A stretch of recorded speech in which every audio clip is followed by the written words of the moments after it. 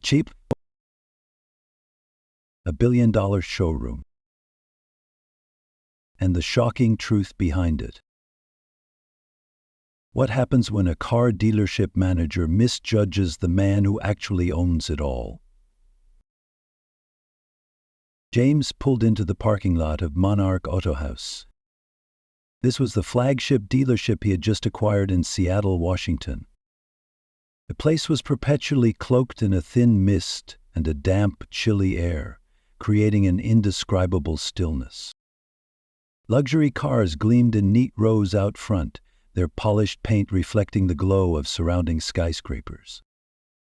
He arrived in a beat-up 2008 Toyota Avalon with worn tires and faded silver paint, the kind of car blue-collar workers often drove to save money. Partly because it let him blend in easily, but mostly because he truly had been one of them once. A man who used to stand outside places like this, gazing in. Today he wasn't dressed to impress, far from it. A plain gray hoodie, worn jeans, and simple sneakers made up the uniform he chose. A message to himself: never forget where you came from. Without hesitation, he walked toward the entrance, catching the soft murmur of a few employees chatting by the reception desk. Gentle laughter and snippets of personal stories floated through the glass like a light breeze. James pushed open the heavy glass door and stepped inside. The air wrapped around him instantly, cool, crisp, carrying the scent of new leather seats, mixed with the faint sweetness of car wax. Overhead lights bounced off every polished surface, creating a surreal, dazzling effect, almost as if the showroom itself was inviting him in. The luxury models were arranged meticulously into sections, each one a masterpiece: flawless paint, gleaming wheels, spotless windshield. James moved deeper into the room. The reflections from the cars cast a pale, cold light across his face. Amid all the gloss and luxury, his modest appearance, a man in an old hoodie, with a steady, calm gaze, stood out like a low, resonant note in a symphony. He wasn't looking for deference or a red carpet. He was looking for one thing: the truth about how this place treated ordinary people. The vast interior was eerily still, the only sound being the soft echoes of James's footsteps against the gleaming stone floor. The cars and the showroom's immaculate furnishings seemed to sit under an invisible glass dome, untouchable, undisturbed. And in that moment his presence, simple and unassuming, became the most striking thing in the room. James walked past the cars quietly, his eyes lightly tracing the glossy paintwork, his hands clasped behind his back, more contemplative than consumer. The overhead lights reflected off his face, creating a faint, cold halo. Everything around him, luxurious and polished to perfection, failed to intimidate him. If anything, his steady pace made the atmosphere even heavier, as if invisible eyes were tracking his every move, silently wondering. He wore no suit, no expensive watch, no polished leather shoes. Just a gray hoodie, faded jeans, and worn sneakers. Among the shimmer of multi-million-dollar cars, he was like a charcoal sketch against an oil painting. Out of place, yet unshakable. He knew what they were thinking. And it wasn't curiosity. It wasn't judgment. James could feel the shift in the room's energy. A change so subtle, only someone who had moved through different layers of society would notice. It wasn't noise, but a quiet tension, an unspoken understanding. Who is he? And what is he doing here? No one said a word, but the glances did all the talking. Could a man dressed like this possibly afford anything here? Was he a serious buyer or just someone who had wandered into a world not meant for him? James didn't rush to break the silence. He simply stood there, a solitary figure among the sleek lines of steel and glass. The space seemed to freeze for a few heartbeats. It felt as if everyone in the room had paused, a small ripple spreading out from where he stood, silent but undeniable, waiting to see what he would do next. But James wasn't in a hurry. He didn't change his expression. He refused to let the pressure mold him into a role he didn't need to play. He just kept walking, steadily, his gaze observant but not judgmental. To him, this wasn't a stage, nor was it a test. It was a chance to listen to a place through its silence. No introductions needed, no grand gestures. Because what he wanted to learn was how this place truly treated people like him when the name James Vahalal wasn't hanging above the executive board. And then, from across the showroom, she appeared. A subtle movement, light as a ray of sunshine piercing through Seattle's gray afternoon clouds. She emerged from the hallway leading to the offices, bringing with her the soft click of heels on wood flooring. Not rushing, not trying to grab attention. But in that instant, James's eyes found hers, and for a moment, the heavy stillness around him seemed to part, just slightly. Lily, the middle-aged woman with sharp features and cold eyes, always seemed to be scrutinizing everything around her. Her perfectly tailored suit, shiny high heels, and clipboard in hand created a powerful and decisive image. She walked closer, each step making a sharp clicking sound on the gleaming floor. A polite smile, but her eyes couldn't hide the tension. James immediately noticed it. Nothing escaped his observation. "Excuse me," Lily began, her voice cold and curt. "Can I help you with anything?" James smiled calmly. "I'm just here to look around," he said casually, pointing toward the cars. Lily's eyes narrowed, quickly scanning him from head to toe. Her polite smile revealed a trace of unease, replaced by something less friendly. "You're here to look at cars?" she asked, her tone full of doubt. James nodded, still smiling. "Something like that." Lily pressed her lips tightly together. "We serve a very special group of customers here. Most of the vehicles in our inventory require pre-qualification. Perhaps I could introduce it." Before Lily could finish, another employee called out from afar, "Lily, the delivery driver has arrived." Her eyes flickered with distraction, but only for a moment. She quickly turned back to James, as if to ensure he wouldn't leave too soon. James raised his eyebrows, his voice gentle but clear. "You think I don't qualify?" The unexpected question made her pause slightly, but only for a moment. Lily quickly regained her composure, her posture becoming stiff. "I'm just trying to save you time," she answered, forcing a strained smile. "These cars are priced in the six-figure range. Perhaps I could direct you to—" James remained silent, but inside he clearly sensed the careful choice of words. His expression didn't change, but deep down he had recognized the arrogant assumption in her words. That moment stretched on, and the air in the showroom grew tense, as if everyone in the room was waiting for his reaction. James glanced around, pretending to admire a nearby silver coupe, a sleek and shiny sports car.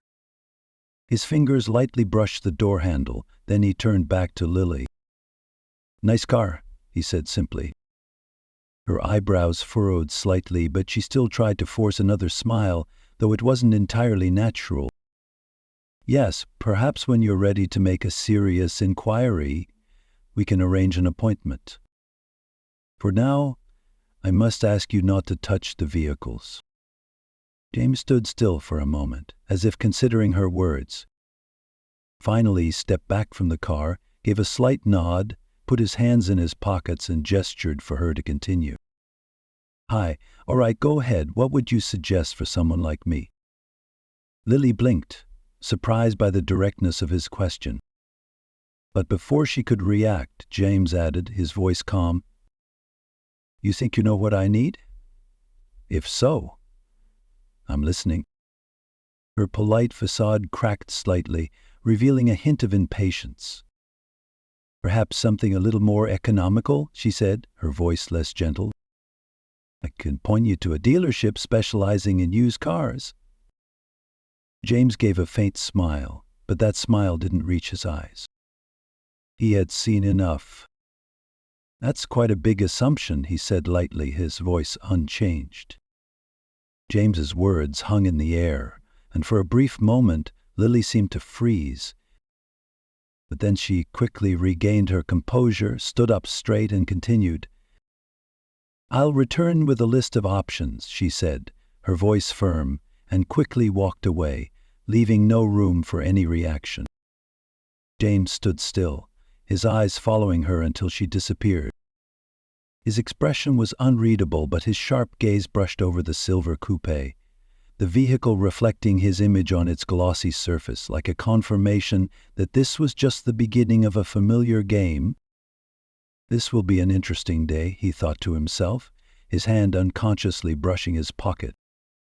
James stood in the middle of the showroom, his eyes still fixed on the row of luxury cars. He wasn't the type to judge hastily, but Lily's contemptuous attitude was too clear to ignore. Around him, the staff had returned to their tasks, but occasionally he still caught furtive glances, curious looks that couldn't be hidden. He's used to that kind of attention.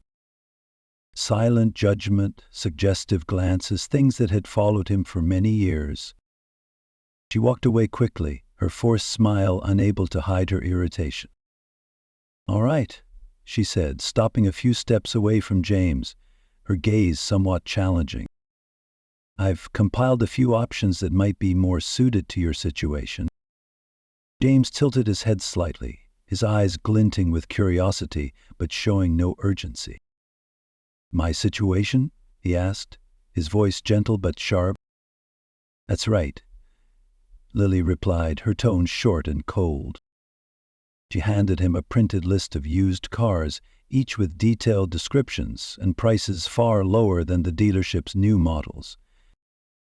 "These are more accessible, reliable, economical, and practical models." James took the list without a word, his eyes glancing over each item: a used sedan, an older SUV, a compact hybrid. His lips curled slightly, but he quickly hid the smile, folding the paper and slipping it into his pocket. "Thanks for the effort," he said, his tone calm but full of hidden meaning. Lily looked slightly surprised at his composure, but she quickly regained her stern demeanor. She placed her hand on her hip, her voice lowering as if about to reveal a secret. "Listen," she said, locking eyes with him, "I'm just trying to be realistic with you. SilverCrest Motors isn't a place for everyone. I don't want to waste your time." James met her gaze steadily, his expression calm but unwavering. He didn't let her condescension distract him. "So what exactly makes you think I'm not your target customer?" he asked, each word sharp and clear like a blade. Lily hesitated for a brief moment, her eyes filled with doubt, but then she spoke, maintaining her firmness. "I've been doing this a long time," she said. "I can tell when someone is out of place." "Out of place?" James repeated, his voice calm, as if pondering her words. "Interesting." A flicker of uncertainty crossed Lily's eyes, but she continued, her tone firm and unwavering. "I'm just being honest with you. Better to be upfront than to let someone leave disappointed." James sighed softly, shaking his head slightly, his eyes never leaving hers. "Honest, huh? I always appreciate honesty." "Well then," Lily said, her voice turning sarcastic, "how about I let you talk to the boss, see if we can arrange something?" Lily's eyebrows rose, genuinely surprised for the first time. "The boss?" she asked, a flash of skepticism appearing. "That's right," James replied, his voice light but filled with hidden meaning. "I'd like to speak with them." Lily's lips tightened slightly, trying to smile, but it clearly wasn't successful. Her smile was tense and unnatural. "Oh, quietly possible today," she said, her voice low and hard as steel. "The boss isn't someone you can just casually meet. They're busy people." "I'm sure they're busy," James said, nodding lightly, still keeping his calm demeanor. "But maybe you can call them, let them know I'm here." "I think they'd want to meet me." Lily clenched her jaw, anger starting to rise. She pressed her lips together, her patience wearing thin, evident in her every move. "Sir, I'm trying to be as polite as possible," she said, her tone icy, "but this is becoming unreasonable. I have other customers to attend to. If you truly want to buy a car, we can schedule an appointment with one of our advisors," Lily cut in, her gaze sharp as a razor. "And if not?" James asked, his voice still calm, but now the sharpness was obvious in every word he spoke. Lily's eyes narrowed, her anger swelling like a rising wave. "Then I'll have to ask you to leave," she said, her voice dripping with cold finality. James stood firm, his eyes locked onto hers without flinching. The entire showroom seemed to hold its breath, the air thick and tense. Then slowly he slipped his hand into his pocket and casually pulled out his phone. "All right," he said, scrolling through his contacts, each swipe on the screen exuding control. "I'll call the boss." Lily blinked, her eyebrows furrowing, completely unsure of what he would do next. "You doing?" she asked, confusion clearly creeping into her voice. "Just calling the boss," James replied flatly, raising the phone to his ear. "It shouldn't take long." Lily's confidence began to waver, replaced by an undeniable look of confusion. She opened her mouth to say something, but no words came out. Around them, a few employees had paused their work, their eyes all drawn to the unfolding scene, as if afraid that any wrong move might escalate the tension. James raised a finger, signaling everyone to wait a moment before turning and speaking into his phone. "Yeah, it's me. I'm at the dealership. Everything's fine, just a little misunderstanding. Could you let them know I'm here?" He ended the call, put his phone back into his pocket, and turned back to Lily, offering a slight smile, not the kind of smile of someone who had won. "They supplies to welcome me." "They should be here soon," he said simply, his words gentle but carrying an unmistakable message. Lily looked at him, her lips slightly parted, as if the words were stuck in her throat. She tried to stay calm, but the tension was obvious. "You? Who did you just call?" Her voice trembled, full of doubt. James didn't hurry to answer. He swept his gaze across the showroom, purposefully stopping on the employees who were staring at him, clearly unable to look away from the scene.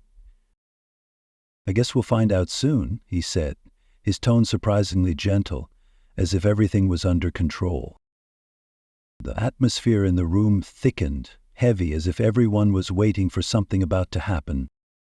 The entire room seemed to freeze, time standing still. Lily shifted uncomfortably, her fingers fiddling with the clipboard as if trying to hide her confusion. She tried to appear composed, but her eyes kept darting toward James, revealing more and more anxiety. The room grew heavier, and she struggled to keep her emotions from showing.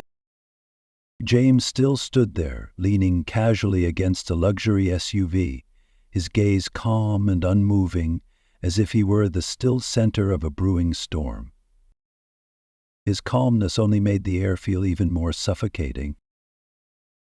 A few employees began whispering sneaking glances at them, waiting for something to happen, but no one dared to speak. Suddenly, the sound of the main door opening broke the tense silence. A man walked in, dressed in a navy blue suit, his polished leather shoes tapping lightly on the floor. His face was stern, but his eyes were warm. And immediately his eyes sought out James. "Mr. Cotter," the man said, giving a broad smile as he approached and extended his hand. "It's a pleasure to meet you." James responded with a firm handshake, a small but sharp smile on his lips. "Thank you for coming, Alex. I appreciate it." The whole room seemed to freeze for a moment. The atmosphere grew heavier than ever.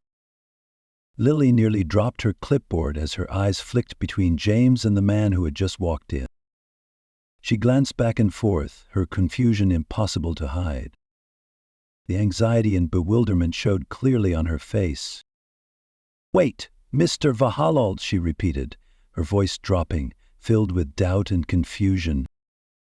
Alex turned toward her, the friendly expression he had worn shifting to a more professional and slightly stern demeanor.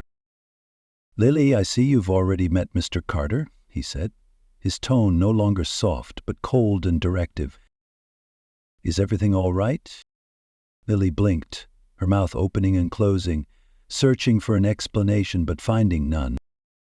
I didn't realize," she stammered, her words stuck in her throat. Alex glanced at James, his look carrying a silent apology. "You didn't realize?" Alex finished her sentence, his voice sharp, but with a hint of understanding. He turned back to Lily, his face now completely serious. "I believe this is not the kind of welcome you intended to give." The entire room fell silent, every eye turning toward Lily. She stood, frozen, overwhelmed, while James's gaze stayed locked on her, calm, but exerting invisible pressure. James raised his hand slightly, signaling Alex to stop. His voice was calm and steady. "It's all right, Alex. I think Lily and I just got off on the wrong foot." The words seemed light, but every syllable was heavy. Lily turned pale, stepping back, clutching her clipboard to her chest like the last thing keeping her grounded. "I'm sorry," she stammered, her voice barely a whisper. "I didn't know." "Didn't know what?" James asked, his tone unchanged, soft yet as sharp as a knife. "That someone like you could be the owner here. That someone like you could belong in a place like this?" Lily's eyes widened, lost. She opened her mouth, but no words came out. She was completely at a loss for words, the realization sinking in. James raised his hand again, this time not to interrupt, but to pull all attention toward himself. He stepped forward, his voice lowering but echoing throughout the room. "Let me ask you a question, Millie. If I weren't the owner, would you have treated me differently? Would you have respected me the same way you respect a man in a suit walking into this place?" Lily opened her mouth, but couldn't answer. Her silence was the greatest confession. James gave a slight nod, as if he had heard enough. He turned to Alex, his voice suddenly firm and full of authority. "And gather everyone in the conference room. It's time we had a serious talk about how this place is being run." Employees gradually filed into the conference room. The luxurious space with glass walls and modern furnishings felt suffocating today. Lily sat silently at the end of the table, no longer carrying her usual confidence. She avoided everyone's gaze, shrinking into her own swirling thoughts. James stood at the head of the table, calm and composed. His presence silenced the entire room. Alex stood near the door, arms crossed, his face unreadable. When James cleared his throat lightly, all murmuring stopped. "Thank you all for coming, even without much notice," he began, his voice calm but firm. "Dear Carter, last month I officially became the new owner of SilverCrest Motors." A wave of surprise swept through the room.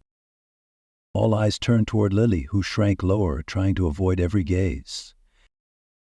"I came here today, no suit, no tie, for a reason," James continued, his voice warm but profound. I wanted to know how customers feel when they walk in here, when they don't look like people who can afford it."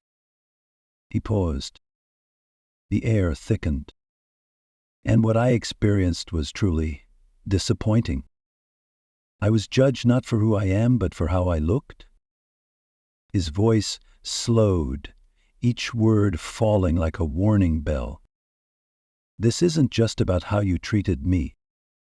It's about how we treat anyone who doesn't fit our image of a luxury car buyer." Lily stiffened, her face flushed red, but she couldn't say a word. James glanced briefly at her, then turned back to the whole room.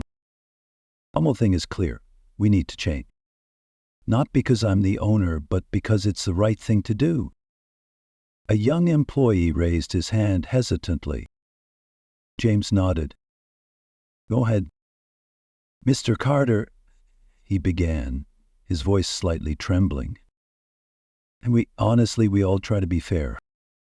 But sometimes it's really hard not to have biases." James nodded, his gaze deep and reflective. "We all have biases, whether we admit it or not. But just trying to be fair isn't enough. We have to actively overcome those biases to create an environment where everyone is respected, regardless of appearance or background." He paused for a moment, then continued. "SilverCrest has built a good reputation, but that reputation doesn't come solely from the cars. It comes from how we treat people. From now on, customer experience will be based on respect, fairness, and inclusivity." A few nods went around the room, though some cautious glances remained. James turned toward Lily. "Lily," he said gently, "do you have anything you'd like to share? It ends up being worthwhile." The entire room turned their eyes to her. Lily hesitated, then whispered, I was wrong. I judged you too quickly, and I'm sorry." James gave a slight nod. "Thank you." Change starts with having the courage to admit mistakes. He looked around the room. "We will implement new training programs to ensure every customer is treated with equal respect. If anyone feels this doesn't suit them, speak up now." The conference room fell into silence. Only the soft hum of the air conditioning could be heard.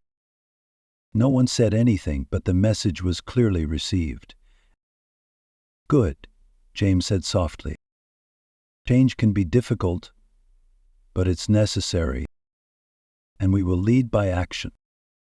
James stepped away from his spot, placing a hand lightly on the table and leaning forward. "Let me be clear. I didn't come here to humiliate anyone.